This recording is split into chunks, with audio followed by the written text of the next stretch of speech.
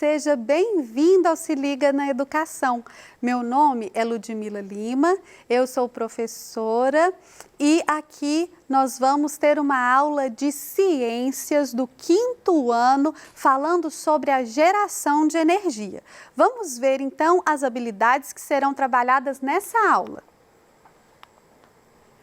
Comparar e classificar equipamentos, utensílios, ferramentas para estabelecer dentre suas características a relação de seu funcionamento com a utilização de energia. Perceber e reconhecer as grandes invenções e utilização das fontes de energia do vento, da água, do sol, dos gases do petróleo, a importância dos equipamentos eletroeletrônicos na sociedade. Na aula passada, nós vimos como é que nós consumimos energia. Que nós consumimos energia para nos locomover de um lugar ao outro, dos veículos, no transporte, que nós usamos muita energia elétrica dentro de casa para você me assistir aqui, para você acessar as informações da internet, para você iluminar a sua casa, tomar o seu banho, para muita coisa você usa a energia elétrica. E de onde vem a energia elétrica que nós usamos nos nossos aparelhos em casa? Bom, a energia elétrica vem da tomada, né, professora? Mas e antes de chegar à tomada da nossa casa? De onde que ela veio? Como que ela foi produzida? Primeiro vamos ver aqui um pouquinho sobre a energia que move os veículos. Então veja só. Nós temos os combustíveis fósseis. Os combustíveis fósseis são, por exemplo, o óleo diesel, a gasolina. E eles são combustíveis fósseis porque eles são produzidos a partir do petróleo. O petróleo é um fóssil que é extraído do interior do chão, do subterrâneo e transformado, refinado para virar gás, para virar gasolina, para virar óleo diesel. Então, a gente chama de combustíveis fósseis, esses combustíveis que vêm do petróleo, que vêm da refinação do petróleo, do refinamento do petróleo. Nós temos os biocombustíveis. Os biocombustíveis, eles são gerados a partir de biomassa, ou seja, de vegetais, de energia tirada dos vegetais. Por exemplo, um que é muito usado no Brasil é o etanol. O etanol é um combustível que vem da cana-de-açúcar. Então, o etanol é um tipo de álcool produzido de cana-de-açúcar e, por isso, ele é classificado como biocombustível. E nós temos também os carros elétricos, são relativamente novos, mas eles existem, em alguns lugares eles já são até bastante usados. Então, nós temos esses combustíveis e essa outra fonte de energia aqui para os veículos. Quando a gente fala a palavra combustível, nós estamos falando de uma substância que queima. Nós estamos falando de combustão. Lá dentro do motor do carro é como se o combustível explodisse. Ele queima ali dentro. E isso gera resíduos que vão ser liberados para o ar. Então, os combustíveis geram poluição no nosso ar. Eles vão liberar muitos resíduos para o ar, principalmente os combustíveis fósseis. Aqueles que vêm do petróleo são ainda mais prejudiciais ao nosso ambiente, ao nosso ar. Para produzir energia elétrica, existem diferentes processos, existem diferentes tipos de usinas mesmo para produzir a energia elétrica. Uma das formas é a termoelétrica. As termoelétricas, elas vão mover seus geradores através de combustíveis. Podem ser combustíveis fósseis ou biocombustíveis, mas para fazer a movimentação dos geradores, vai ser preciso de vai ser necessário um combustível. Então, queima-se um combustível para mover o gerador, para gerar energia elétrica. Às vezes, as pessoas até fazem uma observação bem interessante. Se você tem um carro elétrico, mas na sua região a energia elétrica é gerada por termoelétrica, você está poluindo do mesmo jeito, porque para gerar essa energia elétrica foi preciso queimar combustível. Então, as termoelétricas podem ser muito eficientes, mas elas têm esse problema de gerar poluição para o ar, de gerar resíduos para o nosso ar, e esses resíduos podem prejudicar a nossa saúde, podem prejudicar a nossa camada de ozônio, aumentar o efeito estufa e ter muito problema por causa disso. A queima de combustíveis para a produção de energia nas termoelétricas libera poluentes no ar. Olha só, aqui eu não sei se dá para você ver muito bem, mas nós temos fumaça saindo daqui. Então, isso é poluição, isso é ruim.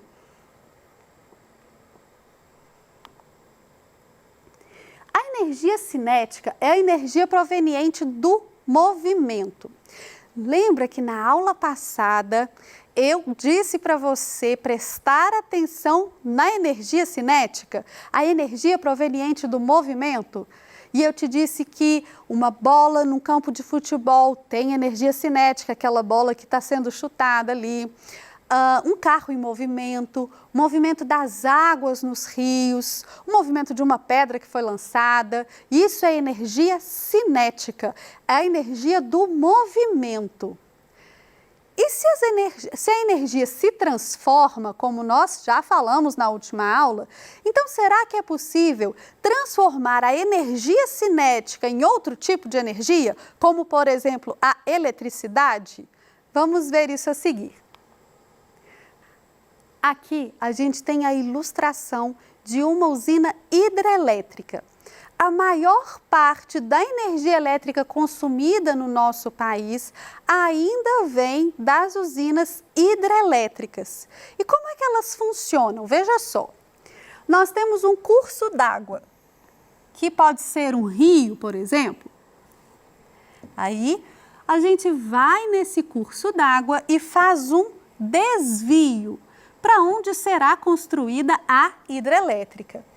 E esse desvio vai levar água que será represada um nível acima, mais alto do que a usina será construída.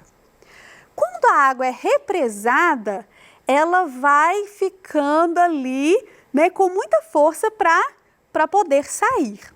Então, são abertas algumas passagens para essa água, e essa água vai passar e vai mover as pás. Essas pás, que são movidas pelo movimento da água que passa por elas, vai mover os geradores que vão produzir a energia elétrica. Então, o movimento da água passando pelas pás vai mover os geradores para produzir essa energia. A hidrelétrica gasta a água, professora? Não. A água que passou pela hidrelétrica continua um curso, não é o curso natural, porque aqui ela foi represada, foi desviada, mas ela segue um curso, né? Ela continua depois de passar pela hidrelétrica e pode ser usada pela agricultura, pode ser usada para consumo.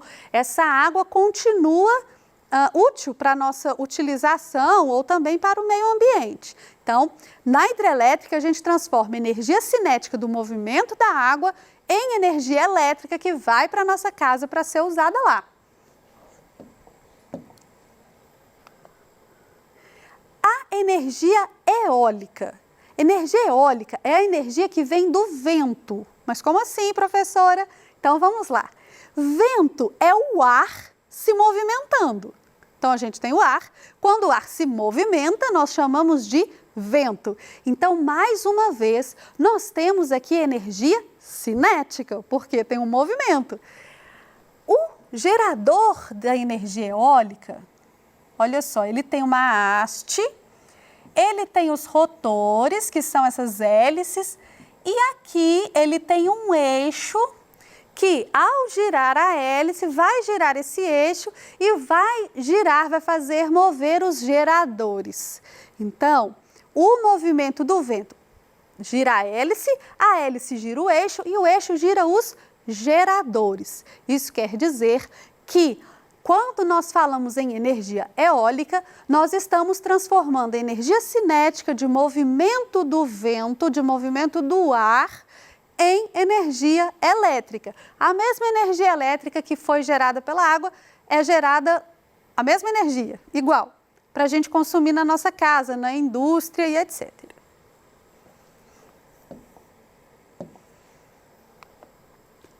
A energia cinética proveniente do movimento da água e do vento transforma-se em energia elétrica. Então, é o mesmo princípio. A gente precisa de algo para mover um gerador. E esse algo pode ser o movimento da água, pode ser o movimento do vento. E se por acaso, professora, eu quisesse ligar um gerador na minha bicicleta e pedalar bastante, eu ia conseguir gerar energia? Ia.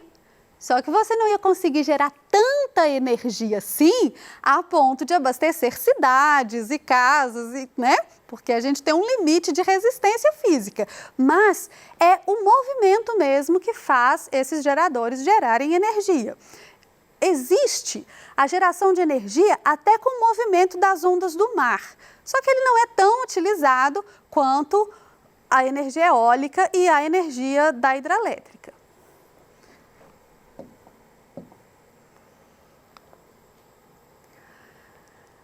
Nós chamamos a hidrelétrica e a energia eólica de energia limpa. Por quê? Porque lembra das termoelétricas? Elas geram resíduos, elas geram fumaça, porque elas queimam combustível. A energia da hidrelétrica, né? A hidrelétrica, a usina hidrelétrica e os parques eólicos não geram esse tipo de resíduo. Então, nós chamamos de energia limpa, porque não polui o ar.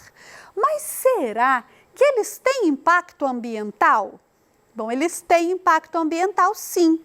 A hidrelétrica, por exemplo, ela alaga uma área de floresta, ela tira o habitat de alguns animais, ela pode até extinguir espécies ao ser construída.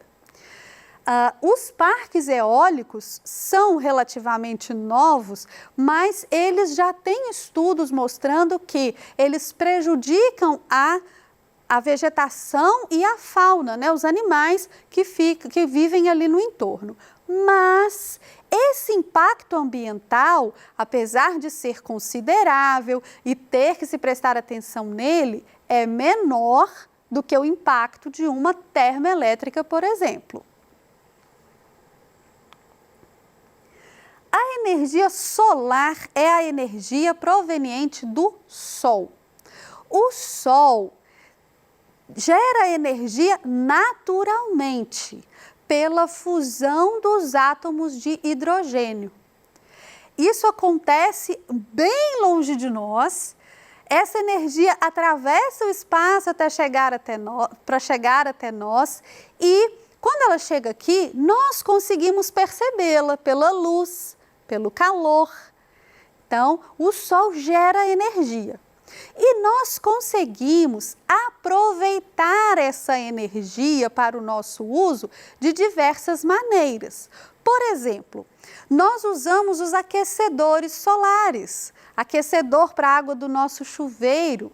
Como é que acontece o aquecimento da água? Nós aproveitamos o calor do sol para aquecer essa água. E é possível transformar energia solar em energia elétrica? Também é possível. Veja só, Para transformar a energia solar em energia elétrica, nós usamos painéis fotovoltaicos. Esses painéis fotovoltaicos, eles são muito parecidos com as plantas. Professora, não está fazendo sentido não, planta não gera energia elétrica. Mas olha só, lembra que a planta, ela tem a capacidade de capturar a luz do sol e transformar em energia para ela? Pois é, os painéis fotovoltaicos capturam a luz do sol e transformam em energia elétrica. Aqui não é luz do sol movimentando outra coisa para um gerador fazer energia elétrica, não. É uma conversão da energia solar, da energia que vem do sol, que é capturada pelos painéis fotovoltaicos e transformada em energia elétrica. Quando a gente fala foto, a gente sempre pensa em retrato, fotografia, né? Mas foto, esse prefixo foto, ele se refere à luz. Quando a gente fala que a planta faz fotossíntese, é porque ela sintetiza a luz. Fotovoltaico é porque ele vai transformar a luz, a energia solar, em energia elétrica. Então, os painéis fotovoltaicos transformam a energia que vem lá do sol, que veio da fusão dos átomos de hidrogênio, em energia elétrica para a gente usar lá na nossa casa.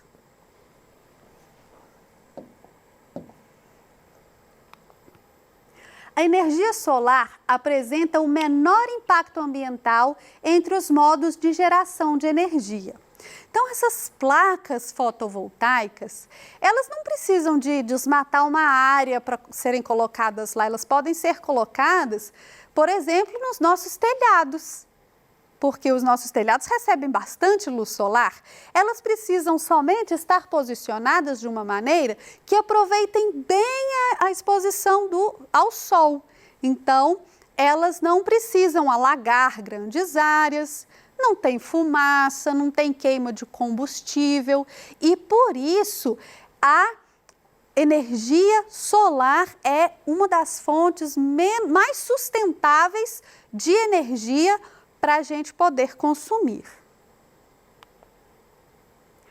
E a gente tem que observar aqui a transformação da energia. Olha que interessante. Quando a gente tem aqui a hidrelétrica, a gente tem energia cinética, energia do movimento da água, então movimento que transforma em energia elétrica aqui, na tomada.